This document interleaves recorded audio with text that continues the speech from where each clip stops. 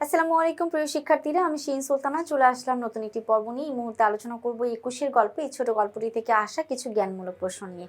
1 থেকে 20 পর্যন্ত আমরা জ্ঞানমূলক প্রশ্নগুলো সাজিয়েছি। চলো এক নজরে সেই জ্ঞানমূলক প্রশ্নগুলো দেখে নিই।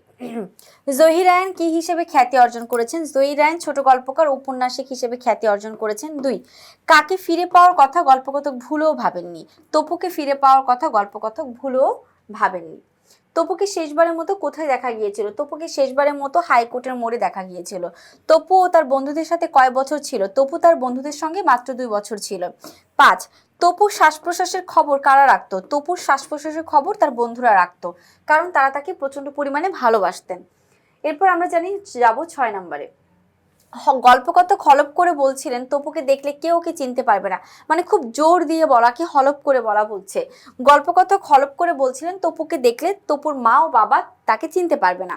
7, রাহাত সারাদিন ঘুরেও কাদির সন্ধান পায়নি। রাহাত সারাদিন ঘুরে তপুর মা ও তার বউর সন্ধান পায়নি। 8, গল্পে কার মুখ এক ঝলক হাসি লেগেই থাকতো? গল্পে তপুর মুখে এক ঝলক হাসি সবসময় লেগেই থাকতো। এবার 9 নম্বর। 3 বন্ধুর মধ্যে সবচেয়ে ছোট কে? 3 বন্ধুর মধ্যে সবচেয়ে ছোট ছিল তপু। 10, রেনুর গায়ের রং কেমন ছিল? রেনুর গায়ের রং আপেলের মতো ছিল। 11, রেনু সম্পর্কে তপুর কি হতো? রেনু সম্পর্কে তপুর আত্মীয়া হতো, পরবর্তীতে তাদের বিয়ে হয়। এবার 12 নম্বর প্রশ্ন।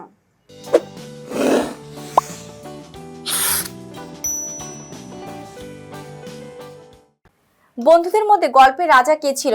বন্ধুদের মধ্যে গল্পের রাজা ছিল তপু, সে অনেক গল্প করত। 13, ক্যাপিটালে কার সাথে আলাপ হয়েছিল? ক্যাপিটালে হোতকা মোটা এক লোকের সঙ্গে আলাপ হয়েছিল তপুর। শহরের সেরা নাচিয়েছিল কে? শহরের সেরা নাচিয়েছিল রুনি। 15, ডাক্তারি পাশ করে তপু কোথায় চলে যাওয়ার স্বপ্ন ছিল? ডাক্তারি পাশ করে তপুর গায়ে চলে যাওয়ার স্বপ্ন ছিল। 16, তপুর এককালে কোথায় যাওয়ার ইচ্ছা ছিল?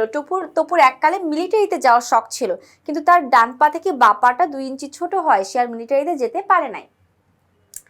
এবার আমরা আসি 17তে। 17তে বলা আছে গল্পে কে জন্মখোরা ছিল? গল্পে তপু জন্মখোরা ছিল।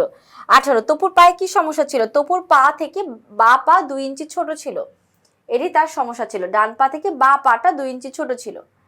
এবার আমরা আলোচনা করব হচ্ছে 19 আর 20 নাম্বার। বিয়ে করবে না তো সারা জীবন বিধবা হয়ে থাকবে নাকি? মেয়েটা কথাটি কেন বলেছিল? বিয়ে করবে না তো সারাদিন বিধবা হয়ে থাকবে নাকি? মেয়েটা কথাটি সানু বলেছিল। 20, কে বন্ধুদের মধ্যে একমাত্র বিবাহিত ছিল? তপু বন্ধুদের মধ্যে একমাত্র বিবাহিত ছিল।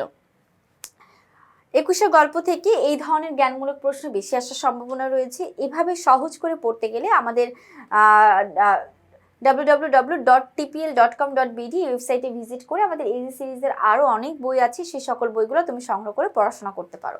আজকে এই পর্যন্তই। আল্লাহ হাফিজ, আসসালামু আলাইকুম।